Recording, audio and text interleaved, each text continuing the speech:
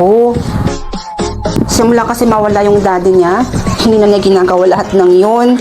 At bilang nanay, nalulungkot ako na makita siyang palaging malungkot. Buti na lang talaga at nakilala ka ng anak ko at dumating ka sa buhay niya. Ma'am, siya nga pala Iha, may ipapatikim ako sa'yo, teka. Ayun, ito Iha, tikman mo to. Alam mo ba, paborito ito ni Kian. O ito, tikman mo, dali.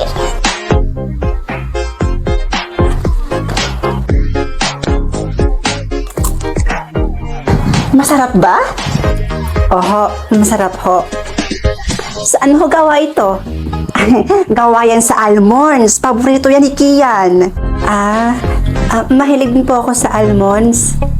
O siya, sige, halika muna. Pumunta tayo sa kwarto ni Kian. Ipapakita ko sa'yo. Halika.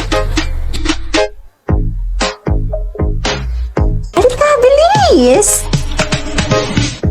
Ito yung kwarto ng anak kong si Kian. Every night ko siyang sinisilip dito sa kwarto niya. At palagi kong nakikitang ngumingiti yun habang kausap kagabi-gabi. At alam mo ba, valedictorian din si Kian nung gumraduate siya ng high school.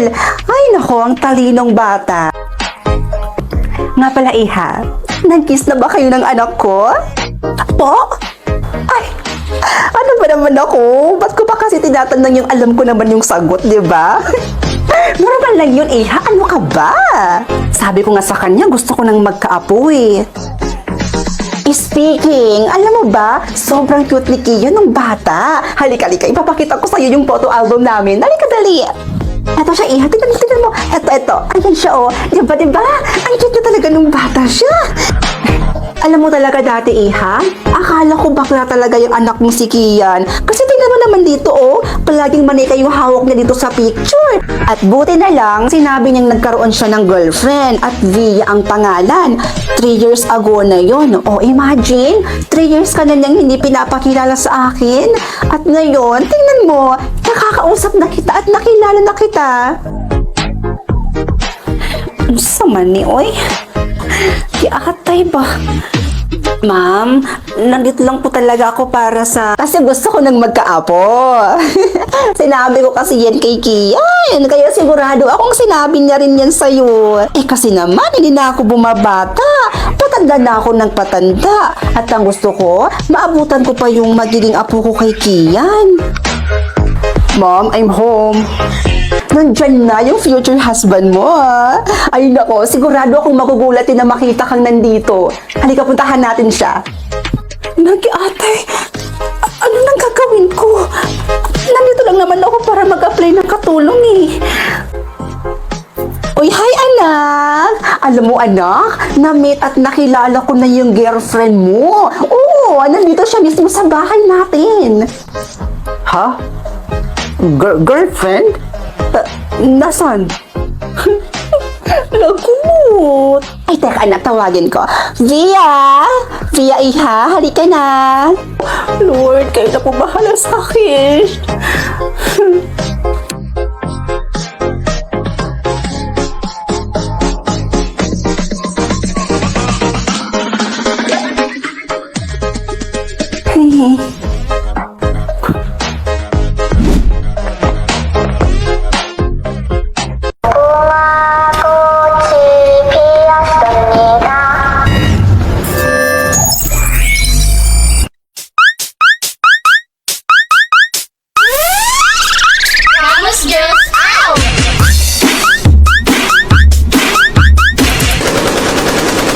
Halika, tuloy ka.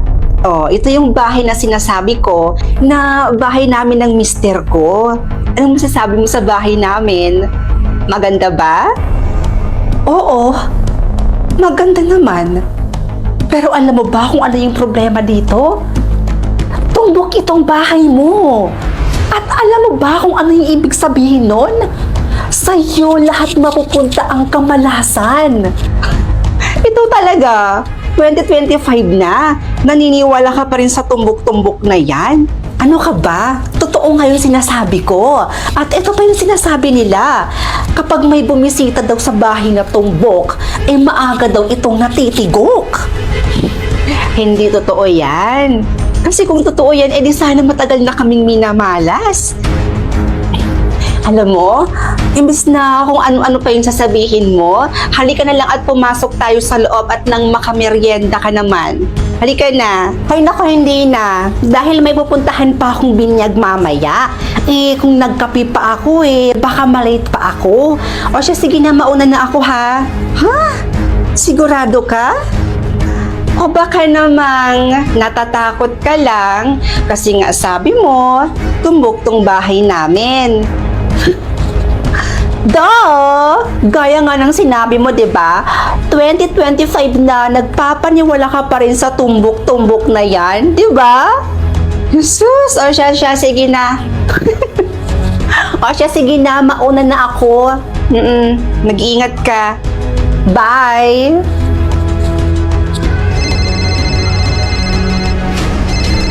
Ha? Sino to? Hello? Oho, bakit ho?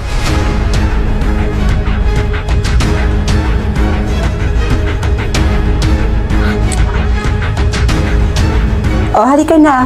Pumasok ka na sa bahay namin.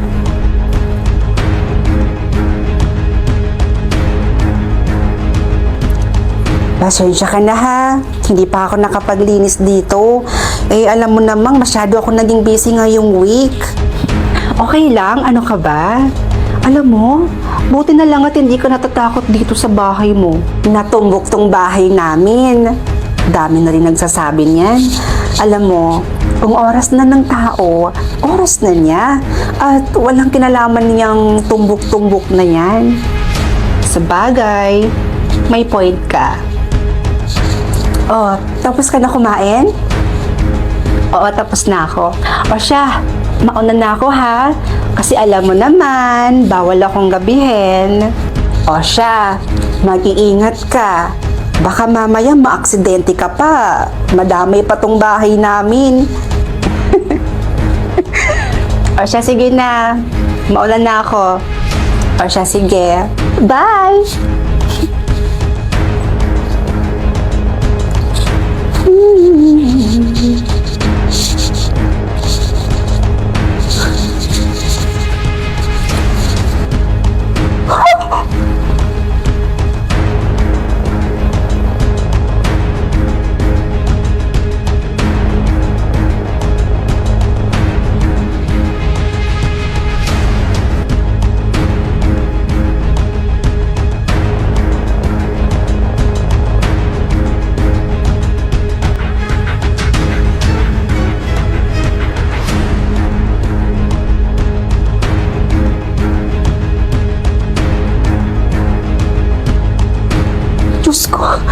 Diyos ko, bakit ganun? Ano ba nangyayari? Bakit ganun? Lahat ng pinapapunta ko rito sa bahay namin, namamatay. Bakit? Hindi kaya totoo yung sinasabi nila?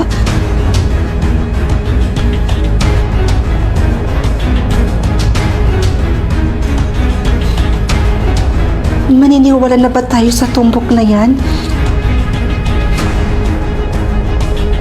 Ha?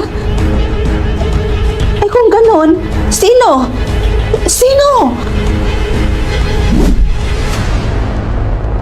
Sige, ako na. Hi, Faith. Welcome home. Love, salamat sa pagpapatuloy sa kapatid ko